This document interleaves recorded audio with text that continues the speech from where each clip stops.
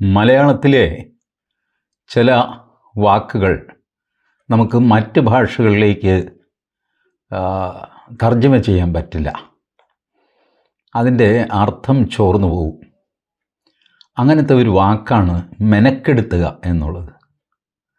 അതിന് കൃത്യമായ ഒരു ഹിന്ദിയോ ഇംഗ്ലീഷോ എനിക്ക് ഇതുവരെ കണ്ടെത്താൻ പറ്റിയിട്ടില്ല. ടൈം വേസ്റ്റ് ആക്കുക ശരിയാണ്, മെനക്കെടുത്തൽ ഒരു ടൈം വേസ്റ്റ് ആക്കലൊക്കെ ഉണ്ട്. ബട്ട് അതല്ല മെനക്കെടുത്തൽ. ശല്യം ചെയ്യുക ശരിയാണ്, ശല്യം ചെയ്യലിൽ മെനക്കെടുത്തൽ എന്ന് പറയുന്നതിൽ ശല്യം ചെയ്യലും ഉണ്ട്. പക്ഷേ അതല്ല മെനക്കെടുത്തൽ. മെനക്കെടുത്തലിന് തുല്യം മെനക്കെടുത്തൽ മാത്രമാണ്. അത് മലയാള ഭാഷയുടെ ഒരു പ്രത്യേകതയാണ്. അങ്ങനെ നമ്മളുടെ പ്രിയ നടൻ മോഹൻലാലിനെ മനുഷ്യരൊന്ന് മെനക്കെടുത്തിയതിൻ്റെ കഥയാണ് ഈ ആനക്കൊമ്പ് കഥ.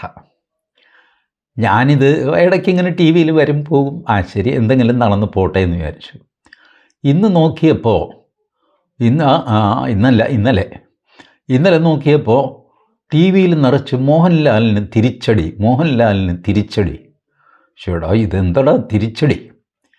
അപ്പം ഞാൻ കേരള ഹൈക്കോടതി വെബ്സൈറ്റിൽ നിന്ന് ആ ജഡ്ജ്മെൻറ്റ് ഒന്നെടുത്തു. മോഹൻലാലിൻ്റെ ആനക്കൊമ്പിനെ ചൊല്ലിയുള്ള ജഡ്ജ്മെൻറ്റ് 37 പേജുണ്ട് കേട്ടോ. സാമാന്യം വലിയ ജഡ്ജ്മെൻറ്റാണ് ഇതിനകത്ത് പരാതിക്കാർ റിട്ട് പെറ്റീഷൻ മൂവ് ചെയ്തിരിക്കുന്നത് പബ്ലിക് ഇൻട്രസ്റ്റ് റിട്ട് പെറ്റീഷനാണ്. 2 പേരാണ് ഇത് മൂവ് ചെയ്തിരിക്കുന്നത്. ഒരാൾ ജെയിംസ് മാത്യു, പത്തനംതിട്ടക്കാരനാണ്. വേറൊരാൾ പൗലോസ് എ, അങ്ങേര് ഉദ്യോഗമണ്ഡൽ, എറണാകുളം ജില്ല. ഈ 2 പേരാണ്. ജെയിംസ് മാത്യു ഒരു 12 പേരെ അല്ല 14 പേരെ കക്ഷിയാക്കി. അതേസമയം പൗലോസ് 3 പേരെ കക്ഷിയാക്കിയിട്ടുള്ളൂ. അതായത് പൗലോസ് കക്ഷിയാക്കിയിരിക്കുന്നത് Mohanlal, state of Kerala, principal chief conservative of forest wildlife and chief wildlife warden. ഈ 3 പേരെയാണ് പുള്ളി ഇത് ചെയ്തിരിക്കുന്നത്, റെസ്പോണ്ടൻ്റ് ആക്കിയിരിക്കുന്നത്. ജെയിംസ് മാത്യു ആണ് 14 പേരെ റെസ്പോണ്ടൻ്റ് ആക്കിയിരിക്കുന്നത്. അപ്പോൾ വലിയ കേസാണെന്ന് സാരം. ഏതായാലും പ്രശ്നം ഇതാണ്. തുടക്കം മുതൽ ഞാൻ പറയാം ഇതിനകത്തെ ഇഷ്യൂ എന്താണ്. മോഹൻലാലിൻ്റെ കയ്യിൽ 2 ആനക്കൊമ്പ് കണ്ടെത്തി.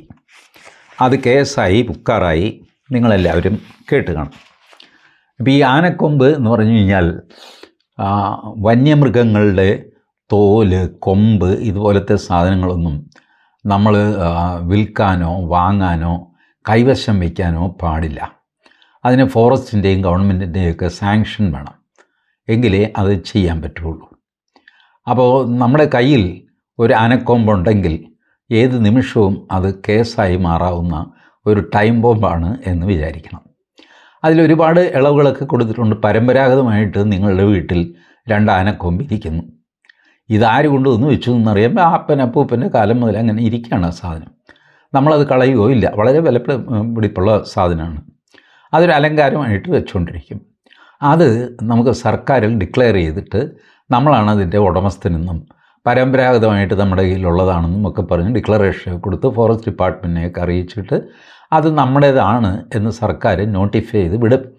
അപ്പോൾ ടി ജി മോഹൻദാസിൻ്റെ വീട്ടിൽ 2 ആനക്കൊമ്പുണ്ട് എന്നുള്ള വിവരം സർക്കാരിലും ഫോറസ്റ്റ് ഓഫീസിലും കിട്ടും.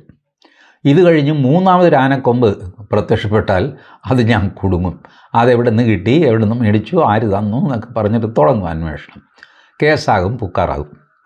മോഹൻലാലിന് സംഭവിച്ചതും ഇതാണ്. മോഹൻലാലിൻ്റെ സുഹൃത്തുക്കളാരോ അദ്ദേഹത്തിന് കൊടുത്ത ആനക്കൊമ്പാണ് ഇത്. സോഴ്സൊക്കെ കറക്റ്റാണ്. പക്ഷേ മോഹൻലാൽ ഈ ഡിക്ലറേഷൻ കൊടുത്തില്ല. 1972 ഈ ആക്ട് വരുന്നത്, വൈൽഡ് ലൈഫ് പ്രൊട്ടക്ഷൻ ആക്ട്. അതിൻ്റെ ചട്ടങ്ങൾ വരുന്നത് പിന്നെയും 4 വർഷം കഴിഞ്ഞ് 1976 അപ്പോൾ മോഹൻലാൽ ഇതൊന്നും അറിയുന്നില്ല. സാധാരണ ഒരു മനുഷ്യനെ പോലെ ഇങ്ങനെ അങ്ങ് ജീവിച്ചു പോകുന്നു.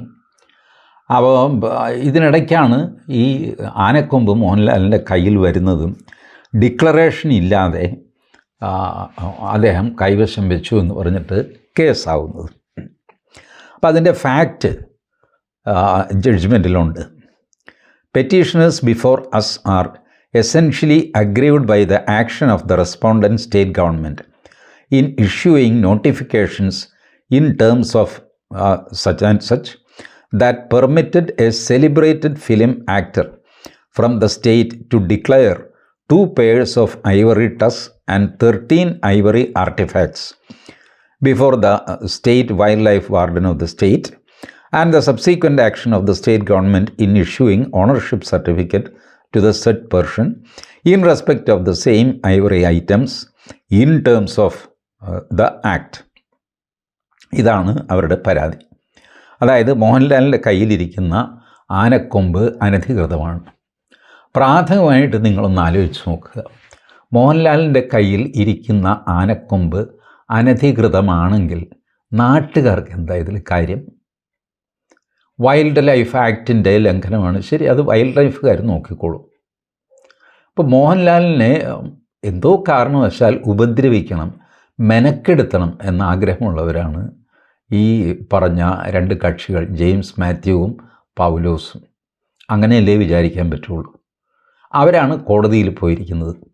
അവർക്ക് എന്താ ഇതിനകത്ത് ഇത്ര താല്പര്യം എന്ന് ചോദിച്ചാൽ അത് ചോദിക്കുന്നുണ്ട്. മോഹൻലാലിൻ്റെ വക്കീൽ അത് ചോദിക്കുന്നുണ്ട്. ഇവർക്ക് ലോക്കസ് സ്റ്റാൻഡേ ഇല്ല. അതാണ് നിയമത്തിലെ ആ പ്രയോഗം. ലോക്കസ് സ്റ്റാൻഡേ എന്ന് പറയും. കാരണം ഈ പ്രശ്നം റേസ് ചെയ്യാനുള്ള അധികാരം നിങ്ങൾക്കില്ല. അത് ശരിയുമല്ലേ? പൊതു താല്പര്യ ഹർജിയുമായിട്ട് നമ്മൾ ചെല്ലുമ്പോൾ പൊതുവായ ഒരു താല്പര്യം അതിലുണ്ടാവണം.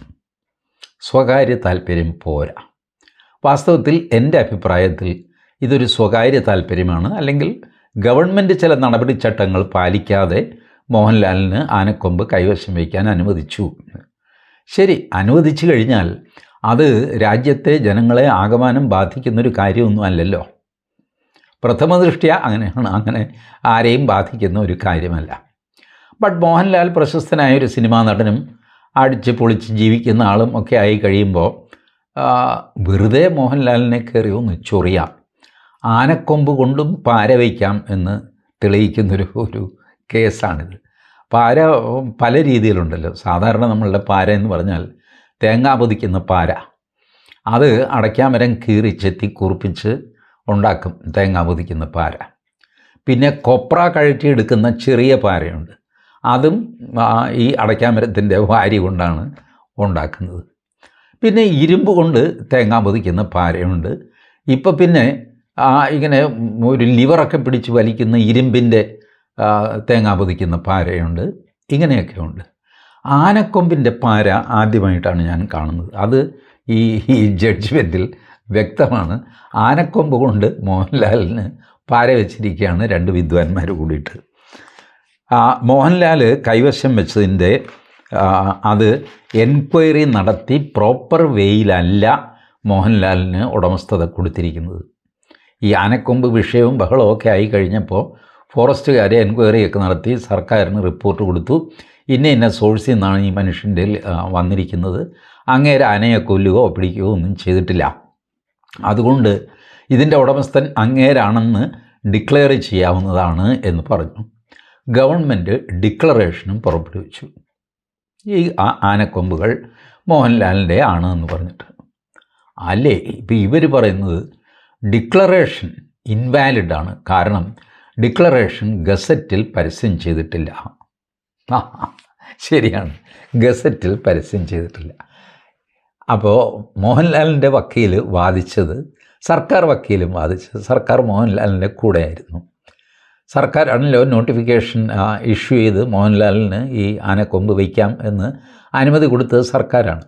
സ്വാഭാവികമായിട്ട് തങ്ങൾ കൊടുത്ത അനുമതിയെ സംരക്ഷിക്കേണ്ട ജോലി സർക്കാരിനുള്ളതാണ്. അപ്പോൾ സർക്കാർ വക്കീലും മോഹൻലാലിൻ്റെ വക്കീലും ഒരുപോലെ സർക്കാരിൻ്റെ താല്പര്യം സംരക്ഷിച്ചും മോഹൻലാലിൻ്റെ താല്പര്യം മറ്റേ വക്കീൽ, അദ്ദേഹം എണ്ണം പറഞ്ഞ വക്കീലാണ് കേട്ടോ, ഹൈക്കോടതിയിലെ എസ് ശ്രീകുമാർ, പ്രഗത്ഭനായ വക്കീലാണ്. അദ്ദേഹമാണ് മോഹൻലാലിന് വേണ്ടി ഹാജരായത്. അദ്ദേഹം ആർഗ്യൂ ചെയ്തത്, നമ്മളൊരു കാര്യം ഗസറ്റിൽ പരസ്യം ചെയ്യുന്നത് എന്തിനാണ്? ശരിയാണ്, ആക്റ്റിൽ ഇങ്ങനെ പറഞ്ഞിട്ടുണ്ട്, നിങ്ങളൊരാൾക്ക് ഓണർഷിപ്പ് കൊടുക്കുകയാണെങ്കിൽ ആ വിവരം ഗസറ്റിൽ പ്രസിദ്ധം ചെയ്യണം. ബട്ട് അഡ്വക്കേറ്റ് ശ്രീകുമാർ, അദ്ദേഹം പ്രഗത്ഭനായ അഡ്വക്കേറ്റാണ്, അദ്ദേഹം കോടതിയിൽ വാദിച്ചു, എന്തിനാണ് ഗസറ്റിൽ പരസ്യം ചെയ്യുന്നത്? അതിനൊരു പർപ്പസ് ഉണ്ടല്ല, നാട്ടുകാരെ എല്ലാവരെയും അറിയിക്കാനാണ്. ഇപ്പോൾ നിങ്ങളോ ഞാനോ ഗസറ്റ് തുറന്നു നോക്കാറുണ്ടോ? പ്രിൻ്റഡ് ഗസറ്റ് വാങ്ങി വയ്ക്കാറുണ്ടോ? ഒന്നുമില്ല. ഈ ഗസറ്റാണിപ്പോൾ, ഇലക്ട്രോണിക് ഗസറ്റാണ്. സർക്കാരിൻ്റെ വെബ്സൈറ്റിൽ പോയി കഴിഞ്ഞാൽ ഗസറ്റ് എന്ന് പറഞ്ഞ് ഒരു സെക്ഷനുണ്ട്, അതിൽ ക്ലിക്ക് ചെയ്ത് കഴിഞ്ഞാൽ ഗസറ്റ് വിജ്ഞാപനങ്ങൾ നമുക്ക് വായിക്കാം. ചുരുക്കി പറഞ്ഞാൽ ഈ പഴയ രീതിയിൽ പ്രിൻ്റഡ് ഗസറ്റിൽ നോട്ടിഫൈ ചെയ്യണം എന്നുള്ളതിന് വലിയ പ്രസക്തിയൊന്നുമില്ല. നാട്ടുകാരെല്ലാം അറിയാൻ വേണ്ടിയിട്ടാണ് ഗസറ്റിൽ കൊടുക്കുന്നതെങ്കിൽ നാട്ടുകാരെല്ലാം തന്നെ മോഹൻലാലിന് ഈ അനുമതി സർക്കാർ കൊടുത്തു എന്ന് വാർത്ത വന്നു, ചാനലിൽ വന്നു, പത്രത്തിൽ വന്നു, സോഷ്യൽ മീഡിയയിൽ വന്നു, എല്ലാ നാട്ടുകാരും അറിഞ്ഞു കഴിഞ്ഞു. അപ്പോൾ പിന്നെ ഗസറ്റിൽ പരസ്യം ചെയ്തില്ല എന്നൊരു സാങ്കേതിക ഉടക്ക് പറഞ്ഞ് ഇത് ഇല്ലാതെയാക്കുന്നത് ശരിയാണോ? ഇതായിരുന്നു മോഹൻലാലിൻ്റെ വക്കീലിൻ്റെ വാദം. കോടതി ആ വാദം അംഗീകരിച്ചില്ല. എന്ത് ചെയ്യും? മോഹൻലാലിൻ്റെ വക്കീൽ സുപ്രീം കോടതിയിലെ പല ജഡ്ജ്മെൻറ്റും ഹാജരാക്കി, അതിനെതിരായിട്ടുള്ള ജഡ്ജ്മെൻറ്റ് എതിർകക്ഷികളും ഹാജരാക്കി. അതിലൊരെണ്ണം പിക്ക് ചെയ്തിട്ട് അതാണ് ഹൈക്കോടതി അടിസ്ഥാനമായിട്ടെടുത്തത്. സുപ്രീം കോടതിയുടെ ഒരു ജഡ്ജ്മെൻറ്റാണ്. അതിനകത്ത് ഈ ഗസറ്റിൽ പരസ്യം ചെയ്യണം എന്ന് പറഞ്ഞിട്ടുണ്ട്. അതിനാൽ ഗസറ്റിൽ പരസ്യം ചെയ്തേ മതിയാകൂ. മോഹൻലാലിൻ്റെ പേരിൽ ഇഷ്യൂ ചെയ്ത ഈ ഡിക്ലറേഷൻ കോടതി നിർദ്ദയം അങ്ങ് ക്യാൻസൽ ചെയ്തു. ഈ ക്യാൻസൽ ചെയ്തതിൻ്റെ പേരിലാണ് ചാനലെല്ലാം മോഹൻലാലിന് തിരിച്ചടി എന്ന് പറഞ്ഞുകൊണ്ടിരുന്നത്. But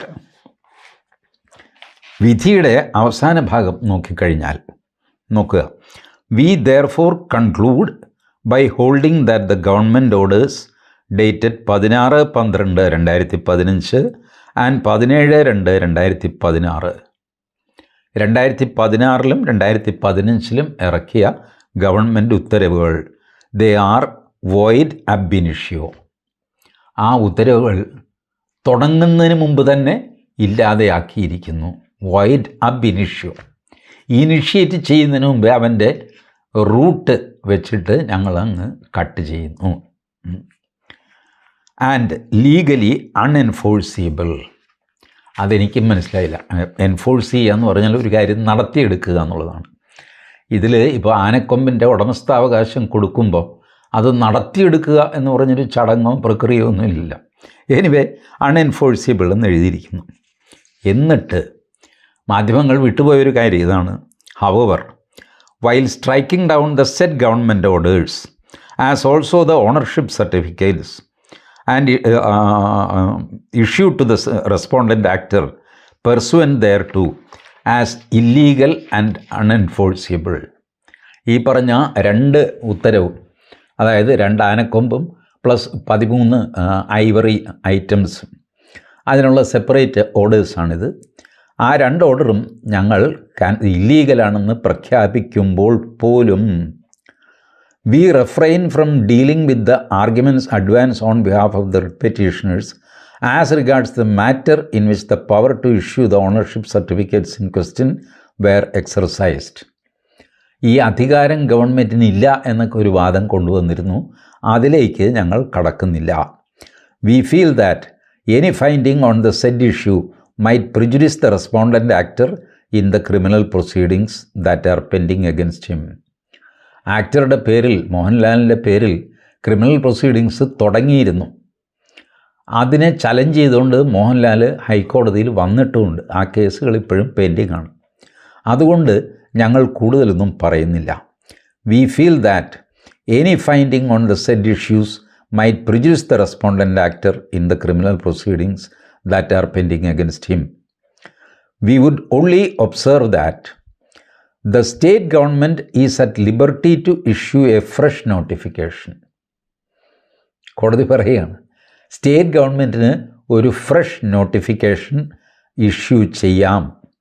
for conferring the immunity envisaged under the said provision to persons or class of persons envisaged under the statutory provision. അതായത് മോഹൻലാലിനും അടക്കം മോഹൻലാലിനെ പോലെ മറ്റാരെങ്കിലും ഉണ്ടെങ്കിൽ അവരെയും സ്പെഷ്യൽ ഉത്തരവ് വഴി സർക്കാരിന് ഓണർഷിപ്പ് കൈമാറാം. അതിൻ്റെ കൂടെ ഓണർഷിപ്പ് കൈമാറുന്നത് ചട്ടപ്രകാരമാണ്. അതായത് ഗസറ്റിൽ കൂടെ പരസ്യം ചെയ്യണം എന്ന് സാരം. ചുരുക്കി പറഞ്ഞാൽ രണ്ടാമതൊരു നോട്ടിഫിക്കേഷൻ ഇറങ്ങി ഗസറ്റിൽ പരസ്യം ചെയ്തു കഴിഞ്ഞാൽ ആനക്കൊമ്പ് സ്വസ്ഥമായിട്ട് മോഹൻലാലിൻ്റെ വീട്ടിൽ തന്നെ അദ്ദേഹത്തിൻ്റെ ഉടമസ്ഥതയിലിരിക്കും. ഇതിനെ നിങ്ങൾ തിരിച്ചടി എന്ന് വിളിക്കുന്നത് എന്തുകൊണ്ടാണ്? ഇതൊരു തിരിച്ചടിയല്ലല്ലോ. വാസ്തവത്തിൽ ഈ കേസുമായിട്ട് ഹൈക്കോടതിയിൽ പോയവർക്കാണ് തിരിച്ചടി. സാങ്കേതികമായിട്ട് അവർ കേസ് ജയിച്ചു എന്ന് വേണമെങ്കിൽ പറയാം. ആ ഗസറ്റിൽ നോട്ടിഫൈ ചെയ്തില്ല, അത് ഞങ്ങൾ നോട്ടിഫൈ ചെയ്യിച്ചു. അമ്പടാ, എന്തൊരു വിജയമാണെന്നറിയാമോ? മോഹൻലാലിൻ്റെ ആനക്കൊമ്പിന് സർക്കാർ കൊടുത്ത ഓണർഷിപ്പ് സർട്ടിഫിക്കറ്റ് ഗസറ്റിൽ വന്നില്ല എന്നുള്ളത് കേരളത്തിലെ ജനങ്ങളെ ബാധിക്കുന്നൊരു കാര്യമാണ്. എനിക്കിപ്പോഴും ഇത് മനസ്സിലാവുന്നില്ല. കേരളത്തിലെ സാധാരണ മനുഷ്യനെയോ അസാധാരണന്മാരെയോ ആരെയും ബാധിക്കുന്നൊരു കാര്യമല്ല. മോഹൻലാലിൻ്റെ കയ്യിലിരിക്കുന്ന ആനക്കൊമ്പിന് ലൈസൻസ് ഉണ്ടോ, ഓണർഷിപ്പ് സർട്ടിഫിക്കറ്റ് ഉണ്ടോ, ഹൂ കേഴ്സ്? ഞാൻ പറയട്ടെ, മോഹൻലാലിൻ്റെ വണ്ടിക്ക് ഇൻഷുറൻസ് അടച്ചോ എന്നുള്ളത് ഒരു പബ്ലിക് ഇൻട്രസ്റ്റ് ലിറ്റിഗേഷൻ്റെ വകുപ്പാണോ? എനിക്കറിയില്ല. നാളെ ഒരാൾ കോടതിയിൽ പോവുകയാണ്, മോഹൻലാൽ കഴിഞ്ഞ 4 വർഷമായിട്ട് ഏതോ ഒരു ഫോറിൻ കാർ ഉപയോഗിക്കുന്നുണ്ട്, അതിൻ്റെ ടാക്സും ഇൻഷുറൻസും ഇതുവരെ അടച്ചില്ല എന്ന് പറഞ്ഞ് കോടതിയിൽ ഒരാൾ ചെന്നാൽ കോടതി അത് അംഗീകരിക്കണമെന്നാണോ? ഇത്തരം കേസുകൾ കോടതി അംഗീകരിക്കുന്നത് എന്തുകൊണ്ടാണ്? സത്യം പറഞ്ഞാൽ ഇതൊക്കെ ഇൻ ലിമിനി ഡിസ്മിസ് ചെയ്യേണ്ടതാണ്. There is no public interest litigation in this. Public interest വേണ്ടേ? പൊതു താല്പര്യം വേണ്ടേ പൊതു താല്പര്യ ഹർജിയിൽ? അപ്പോൾ സ്വകാര്യ താല്പര്യമാണിത്. എന്താണ് ഈ പൗലോസിനും എന്ത് മാത്യു, അത് ജെയിംസ് മാത്യു, ഈ 2 പേർക്ക് മോഹൻലാലിനോട് എന്ത് വിരോധം? ഇനി എന്ത് വിരോധം ഉണ്ടെങ്കിലും ശരി, ഹൈക്കോടതി ഇതിന് കൂട്ടുനിൽക്കേണ്ട കാര്യമുണ്ടോ? വെറുതെ ഹൈക്കോടതിയിലെ സമയനഷ്ടവും വക്കീലന്മാർക്ക് കാശ് കൊടുക്കാനും ഒക്കെ ആയിട്ട് ഇപ്പോൾ പറയുന്നു, മോഹൻലാലിനെയോ അതുപോലെയുള്ള മറ്റാരെങ്കിലും ഉണ്ടെങ്കിൽ അവർക്കോ ഈ പ്രൊസീജിയർ മുഴുവനാക്കിക്കൊണ്ട് സർട്ടിഫിക്കറ്റ് കൊടുക്കാവുന്നതാണ് എന്ന് കോടതി പറഞ്ഞു. അപ്പോൾ ആകെ സർക്കാരിന് ചെയ്യാനുള്ളത് എന്താ? ഇനിയും ഒരു ഓണർഷിപ്പ് സർട്ടിഫിക്കറ്റ് കൊടുക്കുക, അത് ഗസറ്റിൽ പരസ്യം ചെയ്യുക, തീർന്നു. ഇതാണ് കേസ്. ഇതുകൊണ്ടാണ് ഞാൻ ഈ മെനക്കെടുത്തുക എന്നുള്ള വാക്ക് ഉപയോഗിച്ചത്. ഈ മനുഷ്യർ ചെയ്തത് കോടതിയുടെ സമയം മെനക്കെടുത്തി, മോഹൻലാലിൻ്റെ സമയവും പണവും മെനക്കെടുത്തി, സർക്കാർ വക്കീലന്മാർക്ക് വെറുതെ ഒരു തലവേദന ഉണ്ടാക്കി. അതുകൊണ്ടാണ് ഞാൻ പറഞ്ഞത് ഇത്തരം പെറ്റീഷൻസ് അംഗീകരിക്കാൻ പാടില്ല. പ്രാണം പോകുന്ന എത്ര കേസുകൾ കിടക്കുന്നറിയാമോ ഹൈക്കോടതിയിൽ? അപ്പോഴാണ് മോഹൻലാലിനെ ചൊറിഞ്ഞുകൊണ്ട് 2 പേര് വരുന്നു, അത് എടുക്കുന്നു. എപ്പോൾ? 2000 എന്ന് കൊടുത്ത കേസായത് 2019 കൊടുത്ത കേസ് 6 വർഷം കഴിഞ്ഞ് ഒക്ടോബർ 24, 2025 വിധിയാവുന്നു. എത്ര സമയം, എന്തെല്ലാം ദുരിതം ആലോചിച്ച് നോക്കുക. നമ്മളുടെ കോടതിയുടെ സമയം ഇങ്ങനെ ദുരുപയോഗം ചെയ്ത് കളയാനുള്ളതല്ല. കോടതിയും ഈ ഒരു കേസ് ഏറ്റെടുക്കരുതായിരുന്നു എന്ന് ആത്മാർത്ഥമായിട്ട് ഞാൻ കരുതുന്നു. There is A problem in there local stand. ആരാണ് ഈ 2 വ്യക്തികൾ? എന്താണ് അവർക്ക് മോഹൻലാലിൻ്റെ ആനക്കൊമ്പിൽ താല്പര്യം? കേരളത്തിലെ ജനങ്ങൾക്ക് ആരുടെ വീട്ടിൽ ആനക്കൊമ്പ് ഇരിക്കുന്നു, അതിന് സർട്ടിഫിക്കറ്റ് ഉണ്ടോ, ഓണർഷിപ്പ് സർട്ടിഫിക്കറ്റ് ഉണ്ടോ, ഇതൊക്കെ നോക്കേണ്ട കാര്യമുണ്ടോ? നമ്മളുടെ നിത്യജീവിതത്തെ സ്പർശിക്കുന്ന എത്രയോ അടിസ്ഥാന വിഷയങ്ങൾ, നീറുന്ന വിഷയങ്ങൾ നാട്ടിലുണ്ട്. അതിലൊക്കെയല്ലേ പബ്ലിക് ഇൻട്രസ്റ്റ് വരേണ്ടത്. അല്ലാതെ വലിയൊരു സിനിമാ നടൻ, അയാൾക്കെതിരെ കേസ് കൊടുത്താൽ ഞങ്ങൾ പ്രസിദ്ധരാകും എന്നൊക്കെ ധരിച്ചിട്ട് ഇങ്ങനെ കേസ് കൊടുക്കുന്നത് ശരിയായ കാര്യമല്ല. മീഡിയ ഒരു കാര്യം ബുദ്ധിപൂർവ്വം ചെയ്തു. ഈ 2 റിട്ട് പെറ്റീഷൻ മൂവ് ചെയ്ത് 2 പേരെ പറ്റി, പൗലോസിൻ്റെ പേരും പറഞ്ഞില്ല, ജെയിംസ് മാത്യുവിൻ്റെ പേരും പറഞ്ഞില്ല. ഞാനത് പറയാൻ തീരുമാനിച്ചത് കുറഞ്ഞ പക്ഷം പത്രികയിൽ കൂടെയെങ്കിലും അവരുടെ 2 പേരുടെയും പേര് പുറത്ത് വരട്ടെ എന്ന് വിചാരിച്ചിട്ടാണ്. അതാണ് അവരുടെ ആഗ്രഹമെങ്കിൽ. അതല്ലെങ്കിൽ യാതൊരു മെരിറ്റുമില്ലാത്ത വെറുതെ മനുഷ്യനെ മെനക്കെടുത്താനുള്ള ഒരു പെറ്റീഷനാണ് ഇത്. ആൾ മോഹൻലാൽ ആയതുകൊണ്ട് ആ കേസ് കൊടുത്തു കഴിഞ്ഞാൽ പ്രശസ്തി കിട്ടും എന്ന് വിചാരിക്കുന്ന ടൈപ്പ് ആൾക്കാരും ഉണ്ടാകാം. ഈ 2 പേര് ആ കൂട്ടത്തിലാണ് എന്ന് ഞാൻ പറയുന്നില്ല, പക്ഷേ ആവാനാണ് സാധ്യത. ഇത്തരം കേസുകൾ ആണ് നമ്മളുടെ സമയവും പണവും എല്ലാം നഷ്ടപ്പെടുത്തുന്നത്. ഹൈക്കോടതിയും ദയവ് ചെയ്ത് ഇത്തരം കേസുകൾ എടുക്കരുത്. What ever justification you may offer, this is clear case of entertaining A frivolous petition by interest parties, which your lordship should not have been doing. Thank you.